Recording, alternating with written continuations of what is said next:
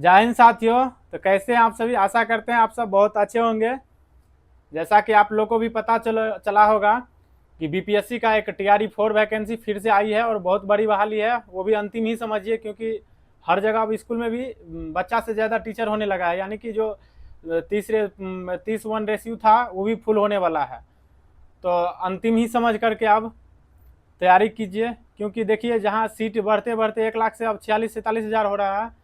जैसा कि पता है आप लोग को, 2 दिन पहले जो है चेयरमैन बताया उसका आयोग का जो कि 46,882 पदों पर शिक्षक की भर्ती जल्द है। उसका जो है बताया गया कि अगले 2-4 दिनों में आवेदन और बहाली का जो है नोटिफिकेशन निकाला जाएगा। फिर एग्ज़ाम जैसे कि इसका जो है 22 से 27 सितंबर तक लिखित परीक्षा होने की संभावना। तो अब आप समझिए कि आपको जो है यहाँ अप्रैल, मई, जून, जुलाई, अगस्त, सितंबर 5 महीना, लगभग 4-5.5 महीना के लगभग मिलने वाला है। उस 5-6 महीना में आपको है सिर्फ रिवीजन और ज़्यादा से ज़्यादा टेस्ट सीरीज पे फोकस करना चाहिए। क्योंकि अभी आप अगर ये सोचिएगा कि अब हर जगह देखिएगा टीचर का बैच आने ही वाला होगा। अब पहले जो बैच लिया था उसको तो अब बीच में पोस्टपोन करके 1-2 क्लास करवा ही रहा होगा, लेकिन अब देगा क्या, जहाँ 999 होगा वहाँ 699 करेगा, फिर 599 या 299। अगर उस टॉनिक के फेर में रहिएगा तो नहीं होगा, क्योंकि जैसे अब 2-3 साल से आप नहीं हो पा रहा है, उसका कारण आप खुद में ढूंढिए कि हम बैच करके फायदा में है या सेल्फ स्टडी। आप अगर कोई भी टॉपिक खुद से कवर कीजिएगा तो 1 दिन में कीजिएगा, लेकिन वही अगर कोई टीचर करवाने वाला है तो कम से कम 4 से 5 लेक्चर में होता है, क्योंकि उसको बेसिक से लेकर के अच्छा से बताना पड़ता है। और तो और मिनिमम टाइम 1 घंटा रहता है, और आप उस चक्कर में रहिएगा कि जितना सर बताया उतना आज पढ़ेंगे। लेकिन अगर आप कहीं फाउंडेशन किए हैं, और ज़रूर किए होंगे क्योंकि आप सीटेट किए हैं, डीएलएड किए हैं, यहाँ तक आए हैं, अगर आप 1 to 5 में भरने वाले या 6 to 8 या 9th-12th, तो ज़रूर आप पहले से भी होंगे, करते आ रहे होंगे, या जो पहले जो नया में है उसको अपना किसी का बैच लेना चाहिए जिसका भी उसको अच्छा लगता है। बाकी आप क्या करें, इधर TRE 4 में जो चाहिएगा कि बुक से हम पढ़ के ले लेंगे, ऐसा नहीं होने वाला है। क्योंकि TRE 4 में आप बुक में सिर्फ NCERT को कवर करना जरूरी है, क्योंकि TRE 4 में NCERT लाइन बाय लाइन उठा के दे रहा है। और NCERT में डेटा ऐसा कि निगेटिव और पॉजिटिव क्वेश्चन ज़्यादा देता है, क्योंकि इसमें आपको 2 लाइन पॉजिटिव या 2 लाइन निगेटिव देगा, तो उसमें क्या करें, कूट करने के लिए बोलेगा। तो उसमें सबसे अच्छा है कि NCERT आप पढ़िए, क्योंकि लूसेंट और अदर पब्लिकेशन जो भी है फैक्ट वाला क्वेश्चन रहता है, तो उसमें आप कवर नहीं कर पाइएगा वहाँ पे। इसीलिए NCERT रिवीजन कीजिए सिर्फ अब 5-6 महीना, और एक टेस्ट डेली दीजिए। और देखिएगा, क्योंकि 2 साल से जो है वैकेंसी आ रहा है, तब आ रहा है, तब आ रहा है।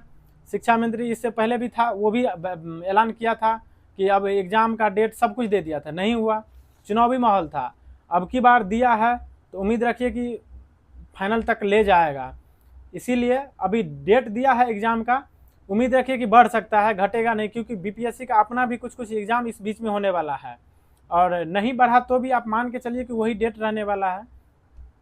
इसीलिए अच्छा से तैयारी कीजिए। और तो और आप लोग को ये पता होगा इससे पहले कट ऑफ का, क्योंकि TRE में सबसे ज़्यादा कट ऑफ अगर किसी का गया तो 1 to 5 में अगर देखिएगा तो, और 6 to 8 में मैथ साइंस का, तो 1 to 5 और जो भी मैथ वाला है 6 to 8 में, उसको विशेष ध्यान देना पड़ेगा, क्योंकि मैथ साइंस में 100 टप गया है 120 में। तो आप सोच सकते हैं कि कट ऑफ कितना जा रहा है।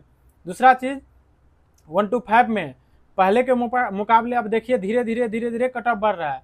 तो सोचिए कि अब की बार TRE 4 में ज़बरदस्त कंपटीशन होने वाला है। और ऐसा नहीं है कि अदर एग्जाम का भी बात कीजिए तो आप देखिए कि इससे ज़्यादा कंपटीशन रहता है, लेकिन इसमें स्पेसिफिक ये है कि जो डीएलएड और सीटेट बीटेट किया है वही बैठ सकता है स्टेट वाला। और अदर एग्जाम ये होता है कि सब वैकेंसी का सब फॉर्म भर देता है जो भी एलिजिबल होता है, लेकिन इसमें यही है कि सीटेट और डीएलएड जो किया रहता है उसी को होने वाला है। इस वजह से इसमें कंपटीशन कम है। नहीं तो अगर ऐसे छूट दे दिया जाए तो जहाँ 100 कट ऑफ गया था मैथ साइंस में, वहाँ 110 115 जाने वाला है, वहाँ चल जाएगा। इसीलिए अब की बार अब खास करके NCERT में ज्योग्राफी और साइंस, ये 2 चैप्टर ऐसा है जिसको आपको किसी भी हाल में कवर करना पड़ेगा। नहीं कीजिएगा तो रिजल्ट होने वाला नहीं है। क्योंकि देखिए अगला बार हुआ ये था कि ऐसे सब जो है पढ़ के चला गया, कोई जो मिला, क्योंकि पहले सिलेबस डिफाइन नहीं था, 1 में भी, 2 में भी, 3 में भी। तो हुआ ये कि जो बुक मिला पढ़ते गया, टीचर भी शुरुआत में जो है बैच लाया, पढ़ाया तो एनसीईआरटी को सब मतलब उतना नहीं लिया कि चलो एनसीईआरटी को कवर नहीं भी किया, दे दिया जाके एग्जाम। देखा जो बच्चा एवरेज था उसका रिजल्ट हो गया था टीआरई 1 में, फिर 2 आया, 3 में देखिए सिर्फ एनसीईआरटी का लाइन बाय लाइन उठा के दे देता है। और इसमें जो एनसीईआरटी कवर करेगा उसी का होने वाला है, इसीलिए आप विशेष जोर दीजिए एनसीईआरटी पे। इसीलिए हम चर्चा की एनसीईआरटी पे। देखते हैं आगे क्या कैसे होता है। मिलते हैं नेक्स्ट वीडियो में। जय हिंद।